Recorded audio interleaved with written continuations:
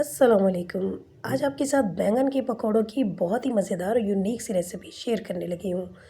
तो चलिए बनाते हैं। इसके लिए सबसे पहले हम बैंगन की कटिंग देख लेंगे। तो आपने बैंगन को इस तरह काटना है और इसके बिल्कुल पतले पतले स्लाइस बना लेने हैं। तो ये देखिए, ये कितने पतले होंगे अभी मैं आपको दिखाती हूँ। ये इस तरह से इतने पतले पतले होने चाहिए, इससे ज़्यादा मोटे आपने नहीं बनाने। इसी तरह आपने सारे बैंगन के स्लाइस बना के पानी में भिगो के रख देने हैं, क्योंकि आपको पता है बैंगन जब भी काट के रखते हैं तो वो काले होने लगते हैं। इसीलिए ये मैंने सारे स्लाइस बना के पानी में भिगो दिए। अब हम चलते हैं इसके नेक्स्ट स्टेप की तरफ। तो उसके लिए मैंने लिया 1 कप बेसन, इसमें डालेंगे थोड़ा सा नमक और इसमें डाल देंगे हम कुटा हुआ धनिया। धनिया पीस के नहीं डालना, कुटा हुआ डालना है। और साथ ही हम डालेंगे कुटी हुई लाल मिर्च और थोड़ा सा हरा धनिया। इन चीज़ों को हम मिक्स करेंगे। उसके बाद हम इसमें डालेंगे थोड़ा थोड़ा करके पानी। हमें इसका थोड़ा थिक सा बैटर बनाना है, बिल्कुल पतला नहीं बनाना, थोड़ा थिक बनाना है। इसलिए पानी आपने थोड़ा हल्के हाथ से ही डालना है, एकदम ज़्यादा नहीं डाल देना। तो वो बैटर रेडी हो गया, उसे हमने कर दिया साइड पे। अब हमने लिए हैं 2 उबले हुए आलू। इनमें भी डालेंगे हम नमक। आलूओं को पहले आपने बिल्कुल बारीक मैश करना है और साथ डाल देंगे कुटी हुई लाल मिर्च और थोड़ा सा भुना कुटा हुआ ज़ीरा डालेंगे और 2 चम्मच इसमें कसूरी मेथी डाल देंगे। अब इन चीज़ों को भी हम मिक्स करेंगे। तो ये आलूओं का मिक्सचर मज़ेदार सा चटपटा सा रेडी हो गया है। अब हमने क्या करना है, अब लेनी है हमने बैंगन की स्लाइस, जो सबसे पहले हमने काट के पानी में भिगोए हुए हैं।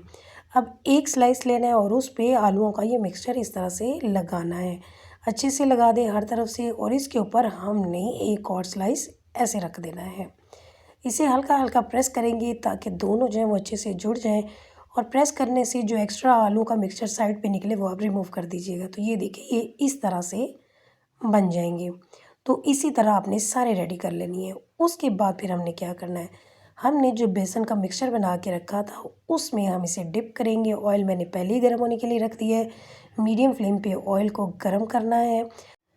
तो इस तरह से बैंगन के एक पकौड़े को आपने इस तरह बेसन के मिक्सचर में अच्छी तरह से कोट करना है और फिर हमने इसे फ्राई करना है।